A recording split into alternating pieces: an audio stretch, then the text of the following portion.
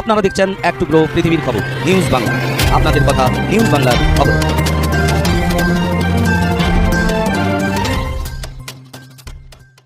পশ্চিম মেদিনীপুর জেলার মেদিনীপুর শহরে অনুষ্ঠিত হলো জাতীয় কংগ্রেসের এক সম্মেলন। স্ট্রিট কর্নার বলা চলে। মেদিনীপুর শহরে এই সম্মেলনে বক্তব্য রাখছেন সমীর রায়, পশ্চিম মেদিনীপুর জেলা কংগ্রেসের সভাপতি। এছাড়া উপস্থিত ছিলেন বক্তাদের মধ্যে উল্লেখযোগ্য শম্ভুনাথ মুখোপাধ্যায় এবং অনিল সিকারিয়া বলে জানা গেছে এক টুকরো সূত্রে। মেদিনীপুর শহরে কংগ্রেসের এই সম্মেলন অনুষ্ঠিত হচ্ছে স্ট্রিট কর্নার রাস্তার মোড়ে। এই ধরনের সম্মেলন কংগ্রেসের প্রায় হাজারখানেক কর্মী উপস্থিত ছিলেন বলে জানা গেছে।